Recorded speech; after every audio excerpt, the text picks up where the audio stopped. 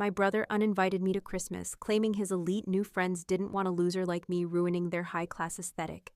He completely forgot that I paid for his children's private school and his wife's luxury car, so I canceled every payment and watched his world crumble.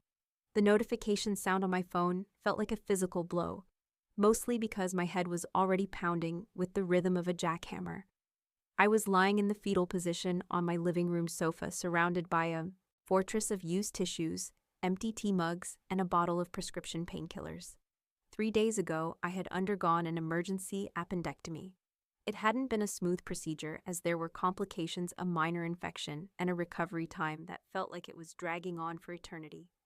I reached for the phone, my hand trembling slightly, and saw the name on the screen, which was Carter.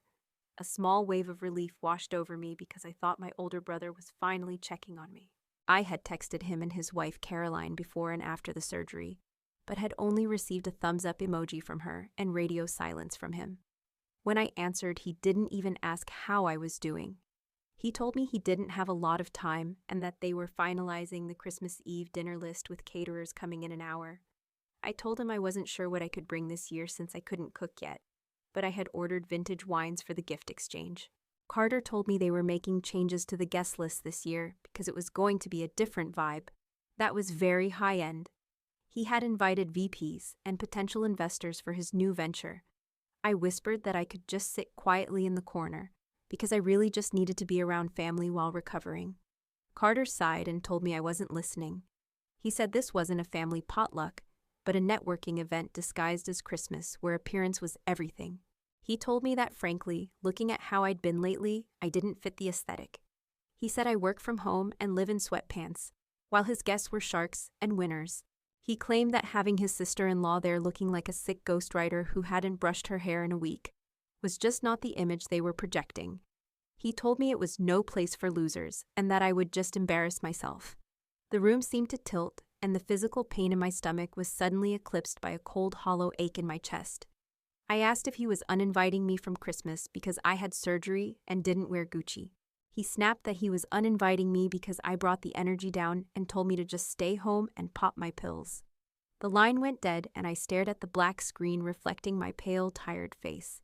He was right about one thing as I looked wrecked, but the betrayal was worse than the diagnosis itself. For the first hour, I just cried, grieving the brother I thought I had, and the family unit I had been clinging to since our parents died 5 years ago. I lay there letting the silence of the house wrap around me, feeling the isolation settle into my bones, while the words "no place for losers" echoed in my ears. But as the painkillers kicked in and the initial shock began to recede, a different emotion started to take root in my chest. It was a low, simmering heat that had nothing to do with my fever. I pulled myself up, wincing at the pull in my side, and shuffled to the kitchen to make tea. Every step was a painful reminder of my physical weakness, which only served to highlight the cruelty of what Carter had just done. He knew I was alone and in pain, yet he kicked me when I was down because I did not fit his brand. I sat at my kitchen island, clutching the warm mug, and unlocked my phone to find Caroline had posted a story 10 minutes ago. It was a video of their living room, decked out in gold and white decorations, with a massive tree touching the vaulted ceiling. The caption read "Exclusive guest list only" and "High life success with no negativity allowed." I watched it loop 3 times, realizing that no negativity was just code for no Riley. I zoomed in and saw the new leather sectional sofa I had helped them pick out, and my nephew Rowan running past in his St. Jude's Preparatory Academy uniform. Carter called me a loser and stagnant because I was a ghostwriter whose name was never on the bestsellers I wrote. He lived in a world of appearances where my oversized sweatpants and stained hoodie meant I had given up on life. He had completely forgotten that I was the invisible engine behind other people's fame, and that I saved aggressively while he spent recklessly. He forgot the night 3 years ago when he sat at this very kitchen island crying into a scotch, telling me he was going to lose the house because his first startup had imploded. I opened my banking app and scrolled past my healthy investment portfolio to the tab labeled Scheduled Transfers. There they were, the lifelines I provided every single month, including $3,200 for Rowan's and Mia's tuition and $850 for the lease on Caroline's Lexus. I even sent $500 for groceries, because I knew they were spending their own cash on expensive dinners to keep up appearances. I did it because I loved them and thought they were family. A cold smile touched my lips as I looked at those numbers. It was not a happy smile, but the smile of a demolition expert, looking at a condemned building. Carter thought he was cutting off a dead limb to make his social tree look prettier, but he had no idea he was actually severing the roots that kept the whole thing standing. He wanted a Christmas for winners, and he was about to get exactly that, but he was about to learn that real winners pay their own bills. I sat up straighter, ignoring the twinge in my stitches, because it was time for Carter to learn what stagnant really felt like. I was done being the silent bank, and it was time to introduce him to the reality he had been avoiding for 3 years. The Bank of Riley was officially closing for the holidays, and the fallout was going to be spectacular. To understand why this hurt so much, you have to understand our history, because Carter was always the golden boy. He was the quarterback, the prom king, and the one with the magnetic smile that could charm a teacher into changing a grade, while I was just the quiet bookworm in the library. Our parents adored him, and frankly, so did I. But when we lost Mom and Dad in that accident 5 years ago, the dynamic shifted even if the roles remained the same in his head. We split the inheritance 50-50, and while I invested mine to build a modest house and a high-paying ghostwriting business, Carter burned through his in 18 months. He invested in luxury watch brands that failed and tech incubators he didn't understand, all while insisting that perception is reality. 3 years ago, that reality came crashing down when he showed up at my door, soaked and crying because the mortgage was 3 months behind and his wife was threatening to leave him. I couldn't say no to family, so we made a secret deal. I would cover the essentials like the children's tuition and the luxury car lease directly, so the money wouldn't disappear into his failed business accounts. In exchange, he promised to get a real job and stabilize his finances, but he never did. Instead, he morphed into this arrogant version of himself, who viewed my help as an entitlement rather than a sacrifice. He started making digs about my job, calling my writing little stories, and asking when I was going to enter the real business world. He was too insecure to admit his little sister was bailing him out, so he chose to look down on me instead. And then there was Caroline, who was deeply and profoundly shallow. She was the one who looked at my Honda Civic with a curled lip and whispered in Carter's ear that they deserved the best, while I was just a stagnant ghost in sweatpants. I thought about my nephew Rowan, who I tutored in math twice a week, and my niece Mia, who I sent professional art supplies to every month.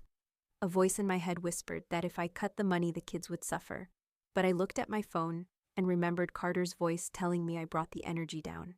He was using my hard-earned money to pretend he was a tycoon, while teaching those children that their aunt was lesser than because she didn't wear designer labels. If I kept paying, I wasn't helping them. I was enabling a delusion that would eventually destroy them anyway. I realized that by paying for the costumes, I was helping them lie to themselves and to the world. It was time for the costumes to come off. I sat back on my sofa, feeling a strange calm wash over me, which replaced the earlier hurt and humiliation. It was the clinical clarity of a surgeon preparing to excise a tumor. I opened my banking app again, and my finger hovered over the screen. I wasn't just a sister anymore. I was the bank, and the bank was closing its doors. I tapped the screen to cancel the recurring $3,200 transfer for St. Jude's Academy, which was due in only 3 days. Then I moved to the $850 lease payment for the Lexus and the $500 grocery fund. I removed nearly $5,000 of monthly support with 3 taps of a finger. But I wasn't done, because real anger is cold and requires a strategy. I didn't just want to stop the money, I wanted them to understand exactly who they had just discarded. I sat back in my chair, and the silence of the house felt different now. Because it wasn't lonely, it was potent. I had just removed a massive chunk of their lifestyle, but I knew that if I just stopped paying, they would eventually notice when the school called, or the repo man showed up at their door. I wanted more than that. I wanted them to see the full weight of the person they had called a loser. I opened my laptop and pulled up my work email to start a new document. I began to compile a meticulous spreadsheet going back 3 years through my bank statements. I documented every single transfer, every emergency loan for a business opportunity, and every time I covered a vet bill for their purebred dog. I even included the times I paid for networking dinners, because Carter conveniently forgot his wallet. The total was staggering, because I had given over $150,000 in 3 years. That was a house or a retirement fund, or a whole life that I had given freely out of love while they drove around in a leased Lexus, calling me stagnant. I needed to know exactly how deep their delusion went, so I did a little digging into the new venture Carter mentioned.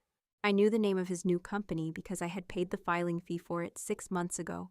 I logged into the state business registry and found that Prestige Global Holdings was active, but not in good standing because he hadn't even filed his annual report. Then I went to LinkedIn and found the profile of Jessica, the VP of marketing Caroline was trying to impress. I sent a casual message to a literary agent I knew who worked with Caroline's firm, and the reply came back in 20 minutes.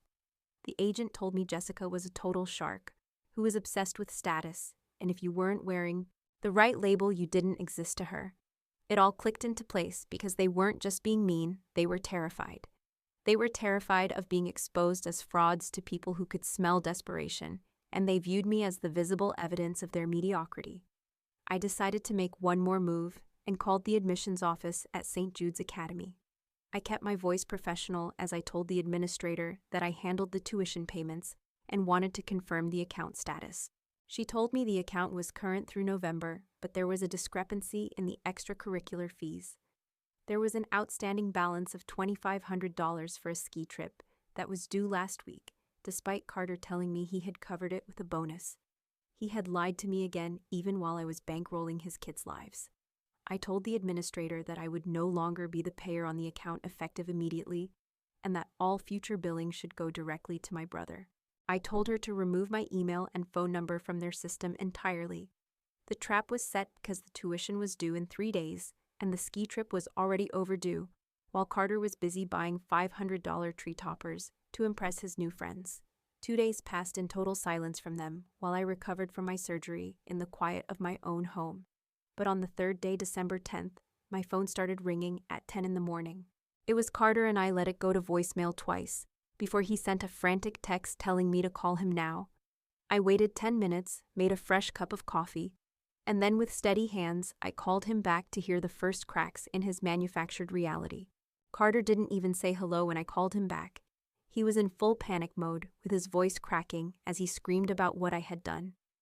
He shouted that the school had just called to tell him the tuition payment bounced and that I had removed my card from their system.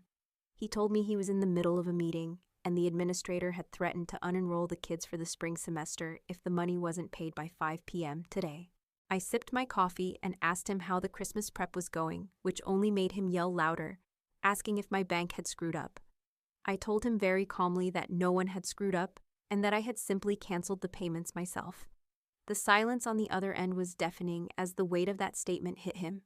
He stammered and asked why I would do that, and I channeled every ounce of ice in my veins to remind him that I am a loser. I told him that since losers don't pay for private school and winners do, he should have no problem covering it with his high-end friends and exclusive Christmas. I told him I figured he didn't need my stagnant money anymore. He sputtered and called me petty, accusing me of punishing his children because he hurt my feelings.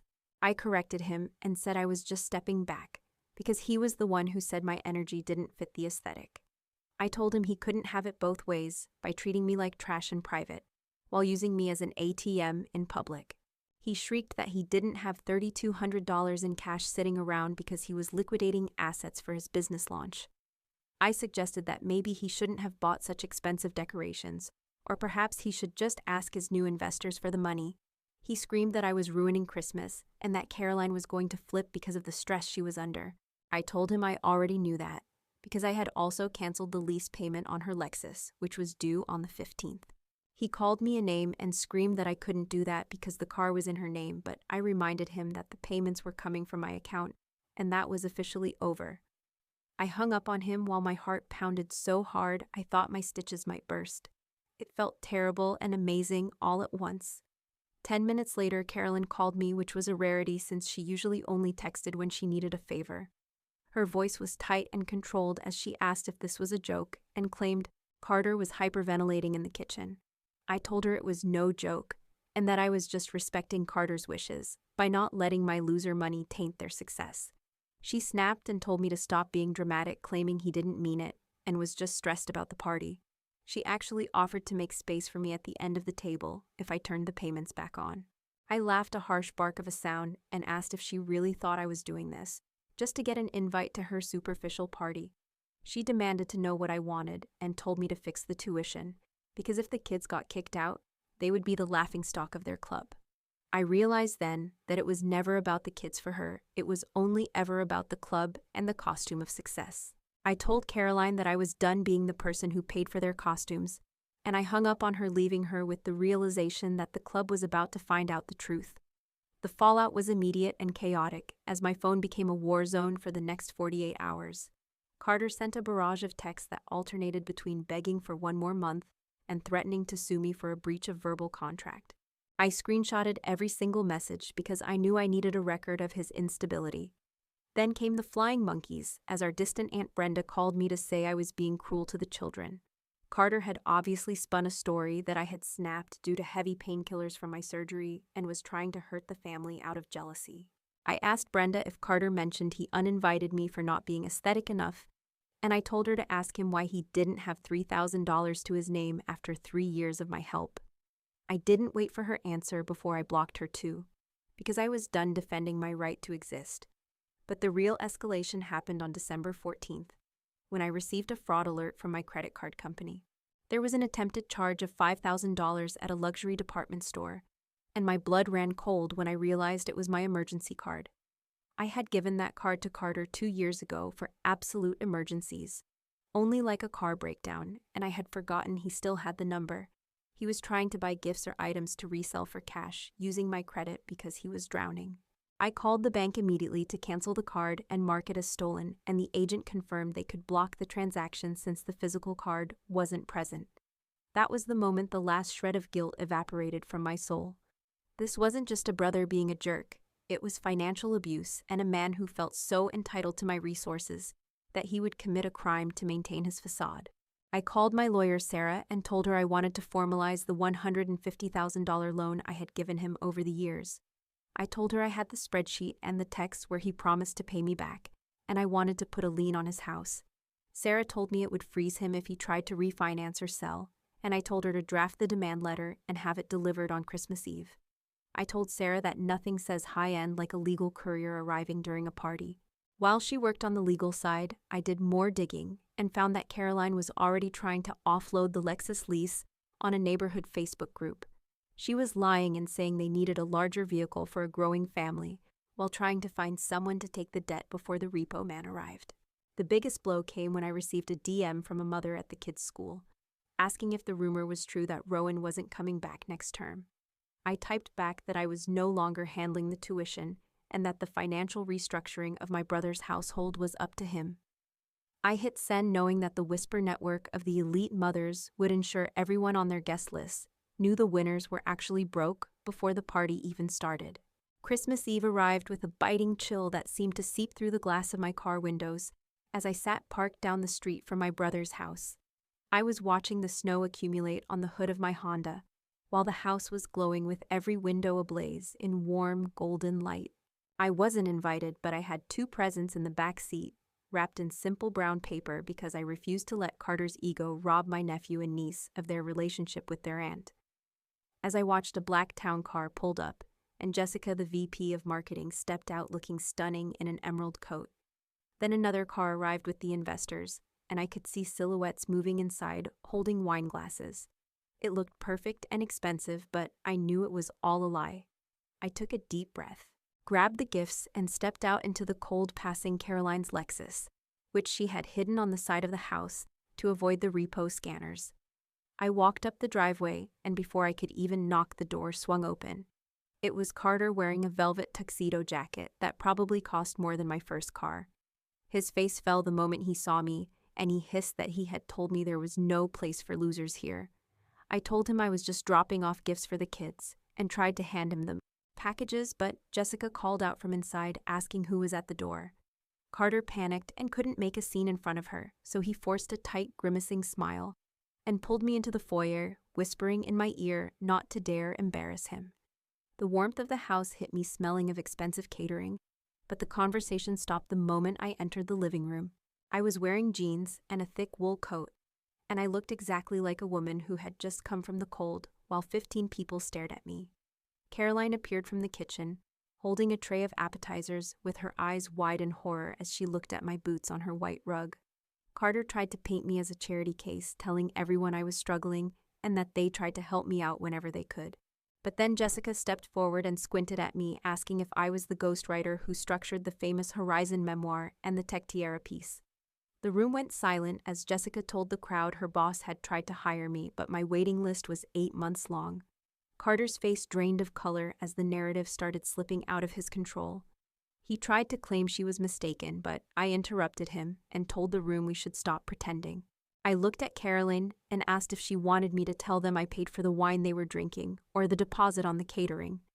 Carter shouted that I was on medication and experiencing post-surgery delirium, but I reached into my bag and pulled out the thick legal packet Sarah had drafted. I told the room that I wasn't a loser and that losers don't fund a 3-year lifestyle for people pretending to be tycoons. I placed the formal demand for the $150,000 on the side table right next to the investors. I told them that since Carter had called me a loser, I figured he didn't need my stagnant money anymore and that I had canceled all the payments weeks ago. Suddenly, the room was bathed in pulsing orange and yellow light, reflecting off the snow in a chaotic strobe effect. We all turned to the bay window to see a massive tow truck backed into the driveway.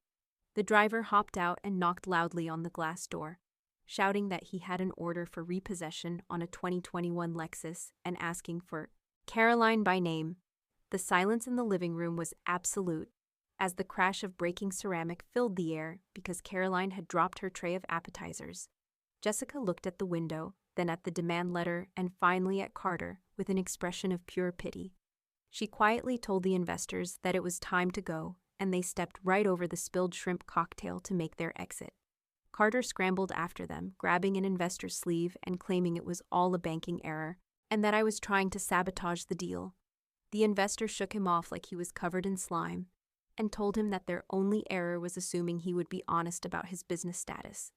They walked out past the stunned guests and the repo man, leaving Carter standing in the center of his perfect house, which was now a crime scene of social embarrassment. He turned to me with tears streaming down his face and whispered that I had ruined everything. I simply buttoned my coat and told him that I hadn't ruined anything, I had just turned the lights on. I didn't stay to watch the car get towed or to hear the screaming match that followed. I walked out to my reliable paid-off Honda and just breathed for the first time in years. The weight of keeping their secrets and the stress of bankrolling their lies was finally gone. In the months that followed, the house of cards collapsed completely, because without my funding, Carter couldn't sustain the mortgage. They had to sell the house in January, and after paying off the liens, including the one my lawyer filed, they walked away with almost nothing.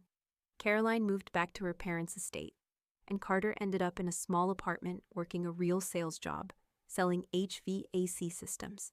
It wasn't glamorous, and he wasn't a CEO, but he was finally living in a world he could actually afford. In April, I went to see my nephew Rowan play soccer on a muddy public field. He wasn't in his elite uniform anymore, but he looked lighter and happier. He told me that his dad said I was rich, and I laughed, telling him I was just comfortable because I don't buy things I don't need. I saw Carter by the parking lot fence looking tired and aged in simple khakis. He didn't come over, but he raised a hesitant hand in a wave, and I gave him a nod of acknowledgement. He was finally living in reality, and while I wasn't ready to forgive, I was at peace. Carter was right about one thing: that Christmas party was no place for losers. But as I drove the kids to get ice cream, I knew I was the real winner, because I didn't need an audience to feel valuable.